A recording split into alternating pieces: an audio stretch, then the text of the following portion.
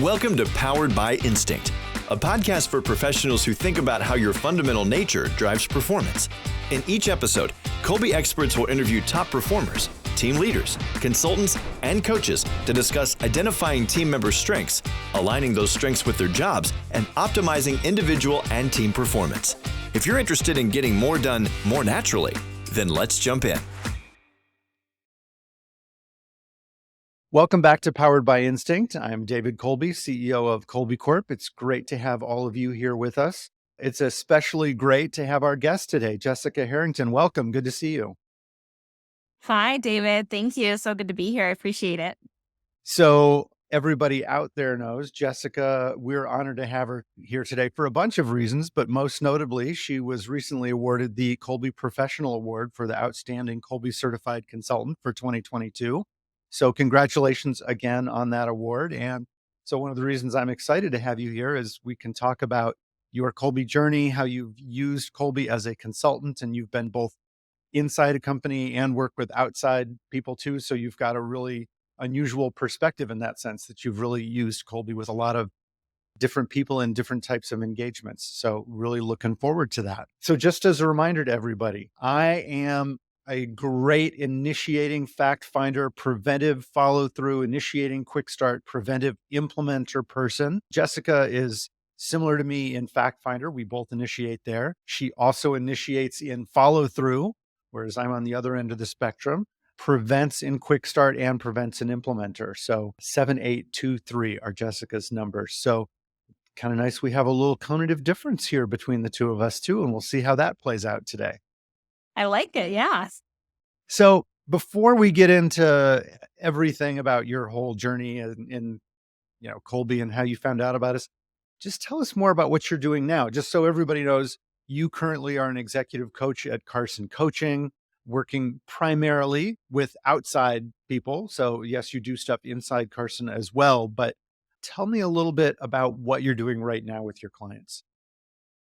Sure. So my first and main responsibility is executive business coaching. So that means a lot of things based on who my client is and what it is that they're seeking out to address. So a lot of times we'll be working with them on their team dynamics and, hiring, goal setting, strategic planning. It's a whole slew of different topics that we can go on. And oftentimes I do bring in Colby into those conversations, and I have some great colleagues who are also coaching other fantastic advisors across the states, and they get to pull me in on those conversations with their folks as well. Do you guys focus on a particular type of financial advisor, or is it kind of across the board? It's pretty much across the board. I actually work with financial advisors, but I also work with some of their directors of operations as well, which as a 7823, you could imagine is something that I really enjoy. Yeah. And so primarily I would say it's advisors in the independent space, but I also do work with advisors at broker dealers or wirehouses as well. So what are some of the consistent big challenges that you see in those engagements? Oh gosh, yeah. Well, I would say right now with a big talent shortage in the industry, that seems to be something that is just, really running up against us. So we're looking to encourage people to come into the financial services industry and to foster them. And so I'm really proud of a lot of the work that we're doing there to help engage, students at the college level. And that also, I would say just, the basic things like having and organizing your time in the most appropriate way so you can spend your time and energy on the highest and best use of your talents. So give me an example of a couple of success stories you've had with that, with your outside clients. Yeah, absolutely. So recently this year, as we get back into doing more in-person events, which has been really exciting and nice to do, I've had some really great opportunities to get in front of some teams again and do some work. One in particular, I was matched with a group who had, I was probably about a team of 10 people. And one of them was very resistant to any type of what they would consider, assessment index, anything. And so luckily we had the opportunity, as I feel it's really important to do this, especially given the fact that I work with, smaller teams, I would say, to have one-on-ones before I went out there and met with the whole group in person. And so that opportunity was just really pivotal in them understanding the difference that Colby brings to the table versus maybe some of the other experiences that they had, and was really a great foundation for us to having a really great meeting to the point where that person actually sent an email after I left and, just thanking for that opportunity. So, those types of things are powerful when you get someone that's resistant to Yeah. it to really So open their eyes. what do you think it was that won that person over? I mean, other than just obviously the general experience, but could you tell when you were working with that group? First of all, did you know that this person was the skeptic ahead of time? I had a feeling it was kind of hinted around to me. So I'll generally have a call, with the firm owner, the leader, or Yep. someone, maybe it's someone else in the firm as well. And so I had a little bit of a hint that there might be some hesitancy when it was brought up. I try to Yep. prep people in the right way and, give them the talking points and all of that. And so at the beginning of the call, I could tell there's a little bit of resistance. And so I just stepped back and like, hey, let's create a, safe environment. Like, let's just first focus on psychological safety. We know that that's when people and teams thrive is when they have that basis there. And so I kind of just step back first and get to talk to them as a person and warm it up a little bit before we get into the real good stuff. So yeah, this isn't necessarily Colby related, but tell us, what's your process for setting that context and getting people to feel comfortable? You just said some of it is it's just talking to them, but what else? Yeah, I think for me as a trained coach, I like to take the approach of like listening, being there, asking questions first rather than me there with my agenda. My agenda starts off with what's important to you, what's on your mind before we get to anything else. Because oftentimes, if someone's got something that's important to them or maybe something that is causing a resistance, in order for us to really make progress, we first have to address. Yeah. And do you remember with this group, did some of them feel comfortable saying, yeah, I'm really not so sure about this, and here's what I'm nervous about? Yeah, actually, we had, it was interesting. We actually went to the home of the owner of the firm. And so I think that environment alone, right? Like being around Yeah. literally someone's kitchen table Yeah. created this really safe space just to be yourself and to kind of feel like family. And the fact Right. that we recognize that there are differences and the whole team knew and was aware of some differences. We have one main advisor and then two advisors coming into the picture that were very different. We're talking every single, four more on almost everything, probably besides implementer. Yeah. And so, I was like, let's celebrate this. This is a huge opportunity for you to specialize here and you to specialize there and to kind of shine a light on it in a different way and say, there's a middle road that we have to take, especially in an industry that's so focused on compliance and doing things a certain way. Yeah. We have, it's just logical to do that, but really giving them the opportunity to see that, hey, this is truly an opportunity for you each to do more of what you enjoy most. So do you think that some of their hesitance do you think it was just in general around assessments? I mean, you mentioned that, or do you think there might have been a notion of, we kind of sense that we're different from the boss and we're not so sure if that's good? I mean, I've certainly seen that sometimes, but I don't know if that was the case here. Yeah, I think it was both. I think it was, one person had been there for a while, the other one was newer coming into the role.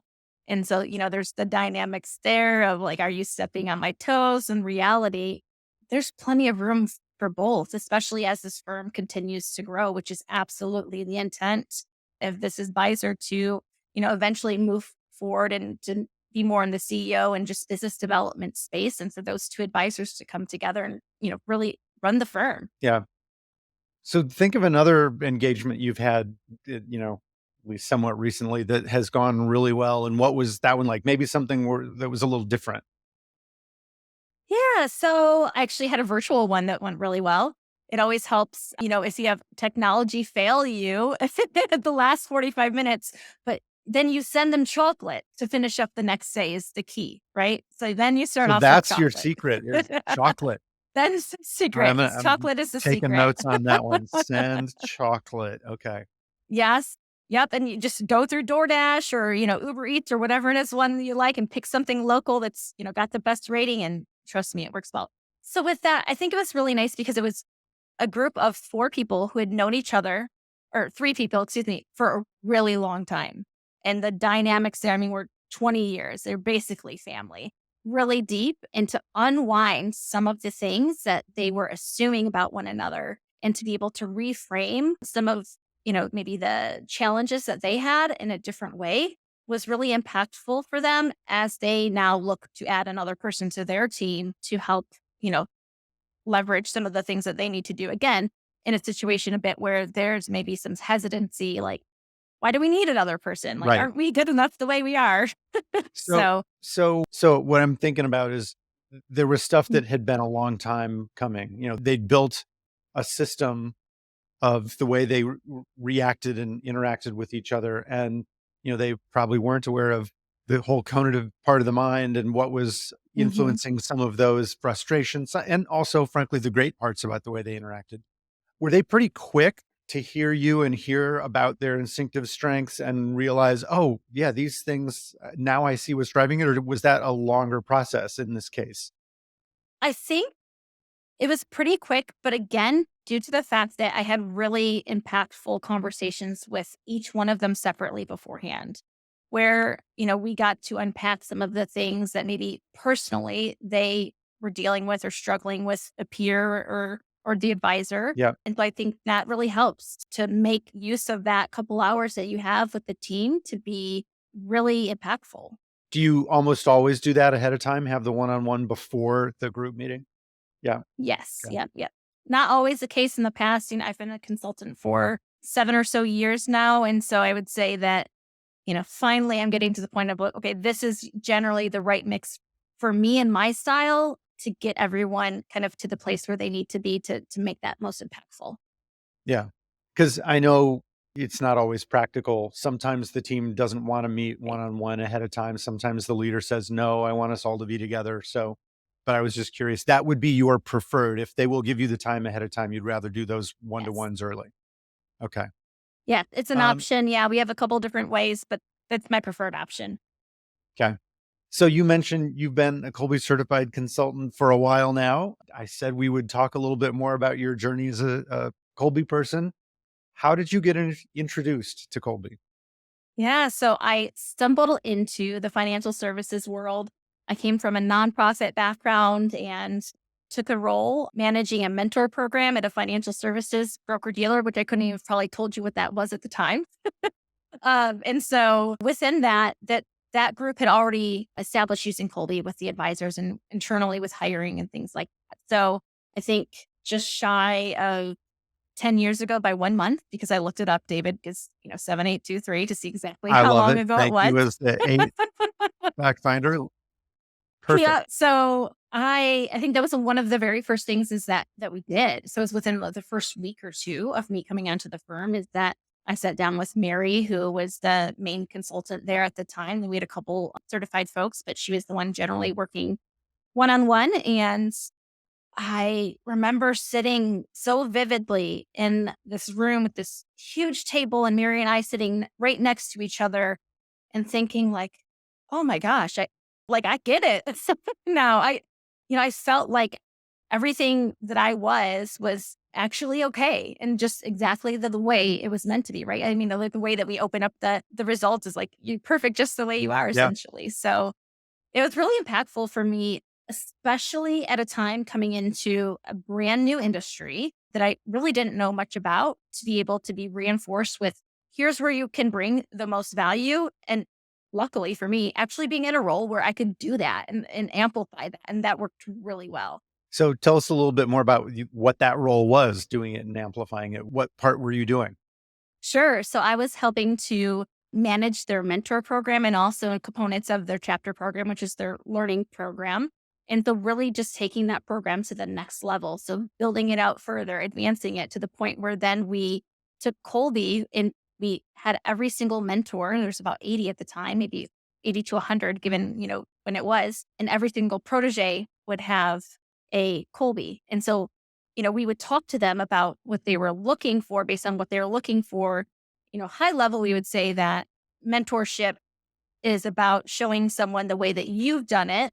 And so, generally speaking, it might be good to work with someone who operates in the same way. But if you're looking to understand something differently, just being aware of those differences and how that person is going to naturally operate versus you if you want something different. Yeah.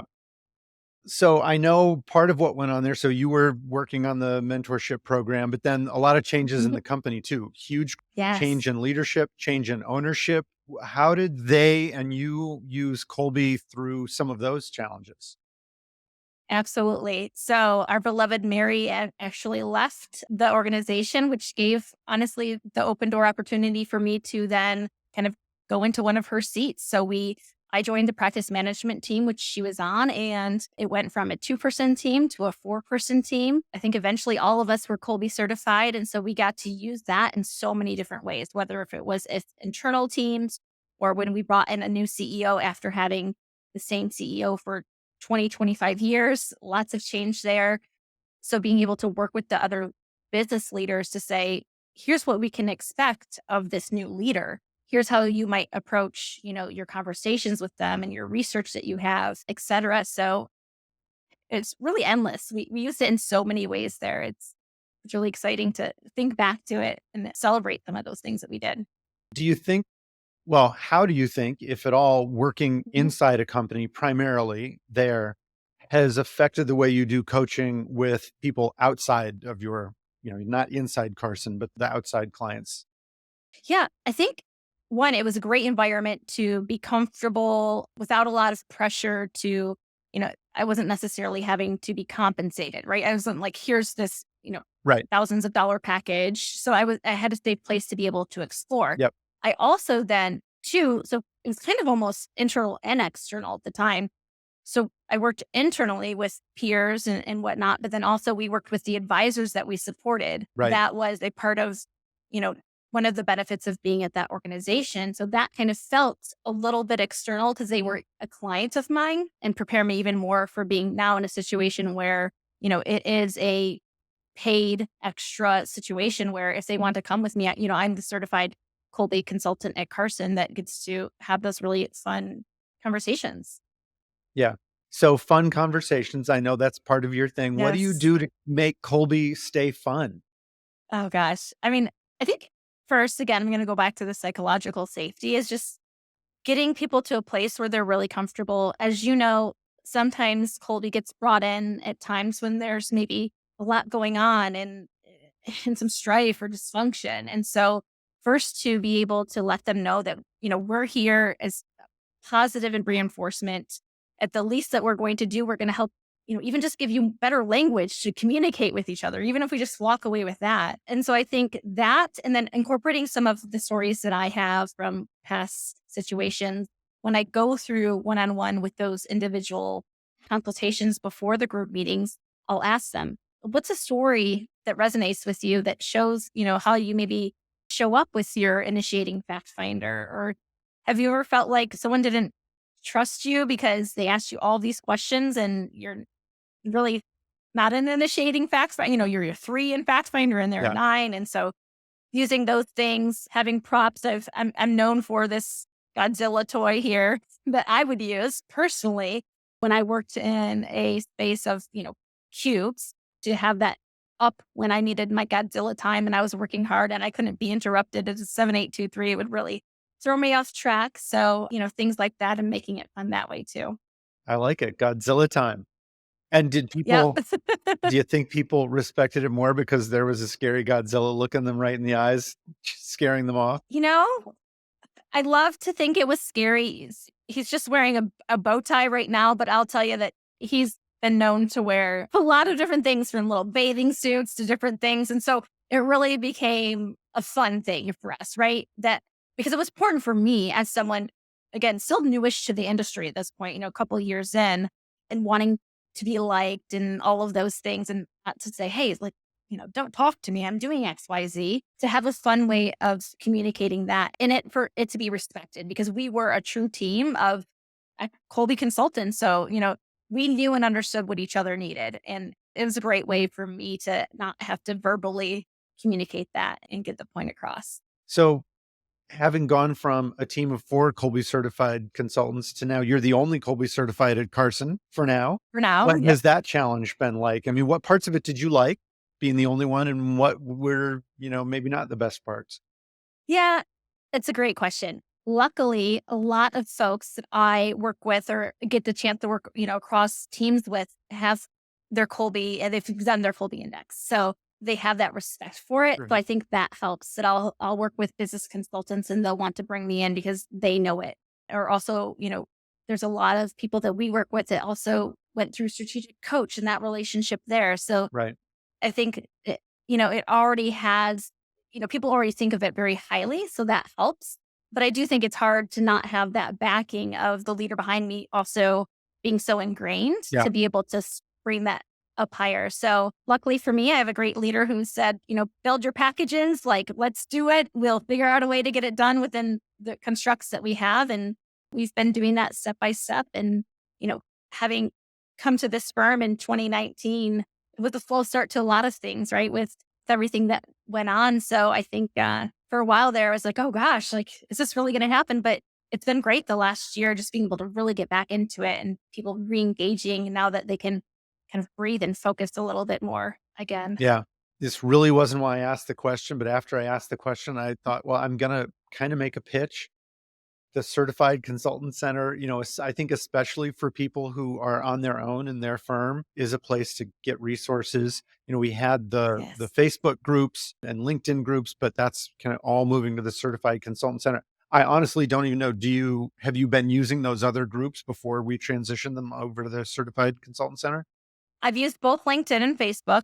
I think I recently just asked a question on the Facebook group about pricing for, different levels of right fit packages that people offer. So yes, I've used it, but I'm so excited to have one place to go for all of those things because I think that's really impactful to have those resources in the way that it looks like you all have organized it. I'm so excited. Well, and yeah, so we're organizing it. Hopefully it'll be easier and more kind of user friendly in Mhm. that sense, but also focusing on the community parts, which is up to kind of Yes. you and the other certified people, how much is going to be there. We're certainly going to be in that community too and be an active part of it. But, I'm hoping that that's an even better way for people who are kind of on their own to stay connected and engaged and get good ideas and best practices. So, Right. yeah, sorry, I had to make the little pitch just because it's top of mind. Hey, do it. What keeps you coming back to Colby? What keeps you excited about it? It's just so true. I mean, I pulled up my report this morning. So I was like, it's been a minute since I have read through my own. I think we actually talked about this at ColbyCon too. And I just reread a few parts, especially the conable tips. I'm like, oh my gosh, like it just resonates so deeply. And I see the impacts that it has when I can speak to individuals who might be uncertain about their strengths or, might have hesitations about, really delegating things out to other people and having things be a little bit different. I think it brings together one of these parts of diversity that are so important for us to understand and to respect and to celebrate to create really strong businesses and teams. And so it works. What can you give me an example of one of those recently where you just really felt like, wow, I've made a difference for this person? Yeah. Again, in person one, actually kind of here locally to me in the area, I received back, and I think this person's, they're probably very close to me initiating fact finder follow through. And it was probably not pages, 5 paragraph. Thank you about, coming out there and just telling me that I was good at my job. And this person, much different from the other person, was, assessment aficionado, like had taken an assessment class in college and different things. Hadn't taken Colby, which was so fun for me. And, to have someone that has had that type of experience with a lot of different tools and to use the Colby index and to see the value there and that actually shifted the way that they went about things that they were doing. There was a specific example where, they were going to ask someone last minute to come into a client meeting to explain something, but then we're like, oh, this actually doesn't work with, what probably is the best for that person. So Right. we're going to approach this a little bit differently. Gave them a little heads up or, prepped them differently. Yeah. Yes. Yeah. I mean, just, that resonates so much with me because I've been doing this for a long Hmm. time now too. And it's those individual engagements. And it's easy, especially as I'm running the business and doing other things that are disconnected a lot of times from clients, the chance to just actually talk to somebody and help them understand this part of themselves that really is great, that doesn't need fixing or improving really even. I mean, yes, the Conables tips help you apply it better so it's not so stressful and you can use it more productively. But just that sense that people get of, oh my gosh, thank you so much. Cause I kind of knew this was there, but I didn't either connect with it as much or didn't feel like I had permission to use it. And then you change that for them. It's so much fun. It was a small thing 2 days ago, but just meeting with two people, client and, leader and somebody who works in the client's business and the other person, not the leader, it counteract follow through. And I knew right away that she thought that was a bad thing. She pretty much flat out said, I didn't like my result, but she didn't say it as she didn't like it. She just was unsure if it was right, but I knew it wasn't in transition. And I just asked her why. And so it was all about this follow through. And all I did was describe the follow through just as a positive, but also a little bit in a predictive way. Like, hey, with your counteract follow through, you know, you have such a talent for being open ended. You don't have to finish everything. You can take things that get thrown at you last minute and you just jump right in. It doesn't have to fit into the schedule or the plan. She's like, oh yeah, that is so like me. And she gave me an example. And I said another couple things and she was nodding in agreement. I said, so the result was right. This is you. And those are real talents that you have. Those are great strengths that you have. And then I followed it up being realistic. I said, look, you and I are both preventive follow throughs, though. I know that's not the message you've been given your whole life. You've also been given the message of why don't you finish this? How come, you forgot such and such? Why aren't you organized? So, I wasn't artificial about it. And I did it, Right. kind of connect in with that, her initial reaction was, and it was a combination. She said she thought maybe it was wrong because she was in front of her boss and she didn't want her boss to think that she couldn't be organized and get things done. And, oh Mm-hmm. gosh, he can count on me. Like, yeah, but he can count on you for different things. And those are great things. That's what he wanted, frankly. They hadn't done a B Yep. index on her job or anything, but yeah, you're describing the safe space and the feeling comfort. It changed the dynamic. I could tell when I first sat down, this could have gone a different way with her being very resistant and thinking this is negative, to all of a sudden she's so much more calm and realizing, Mm. oh, this is a good thing about me. And yeah, I have to fit it into my job. But I mean, kind of where I started with that was it just feels so good to help somebody like that. Cause It does. yeah, the Colby wasn't what made her feel uncomfortable. It just brought up the fact that there was this underlying discomfort in her job, but we identified it and could deal with it rather than just have it sit there and get worse. Yeah, it's the power, right? You said giving the permission, and then that permission turns into power and empowerment to be that. Being on a team where we lived and breathed Colby, and all of us were certified. It's like, oh, you need a last minute thing. Thankfully, that wasn't ever me. We had a 3393 that Yeah. did all of that. That could whip it together, and so I love the fact that permission turns into then that person is in their power to just be their truest self. Yep. So we're going to wrap things up here in a little bit, but I want you to, and don't be shy about this. You just won the award. You are a top Colby consultant. Give advice to people who are earlier in their Colby journey. How can you help them out? What are good ways to use it? What are good ways to connect with people they are coaching, working with internally, whatever that dynamic is? Yeah, so I'd say get out to Phoenix and come to the events in person, right? Love it. They're so powerful. Every time I walk away, so energized and engaged and learning new things and relearning things. I think oftentimes we need to be reminded of simple things, right? And so get out there. Don't be afraid to screw up. You're human. And so lean on the master consultants too. I would say that was something that was really important when I was questioning things. It's just to turn to the partners there at Colby Corp and to lean on them and get to know the other consultants. And it's almost like well, it actually was, right? The theme this year was a reunion and coming back to Yeah. see, I felt like that, coming back to see old friends. And so I think someone had brought up this concept, and I can't remember if it was in a breakout or if it was in the main stage, but they had actually created like a goal of doing 100 consultations and marked them off Yeah. as a new Yeah. consultant. And I love that. Use your own Colby to help you find an energizing way to keep you going and explore. And, if you're having a hard time finding clients, go to some nonprofits and look for opportunities that way. Spread the power. Yeah. I love find places to go use it and hone your skills. And that tip at KolbeCon and she literally had, 1 through 100, and she would check them off as she did those interpretations. And that helps just think about, I have that goal of 100, but rather than being daunted by, oh my gosh, that's so many, it's just one at a time. Just, did one more, did one more, and celebrate it, every step. So that's great. Yeah.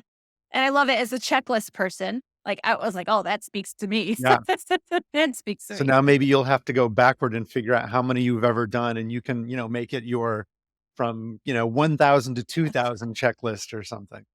Oh, David, you don't even know. I was like, okay, I have to figure out the 2 firms and how do I do that? Like, my mind's been there. No doubt. I love it. Well, thank you so much for being on today, and congratulations again on your win, the Colby Professional Award. So very well deserved, as I'm sure people listening here today will understand. You've done great work. Thank you so much. It's just an honor to be a part of this community. So I appreciate it, David. Thanks. Good to see you and everybody else here on the podcast. Great to see you guys. And I guess I'll throw that pitch in one more time. For those of you who are certified consultants, go check out the Certified Consultant Center, be part of that community, share your wisdom, and ask lots of good questions too, because all of us need to learn more and ask questions and get great answers from other people. So thanks, everybody, and great to see you. Thanks. Thanks for checking out this episode of Powered by Instinct. This show is brought to you by Colby Corp, a company that helps leaders and organizations thrive using the only instinctive strengths assessment on the market. If you enjoyed this episode, then follow Powered by Instinct wherever you get your favorite podcasts, or join us online at kolbe.com/podcast for all the latest episodes.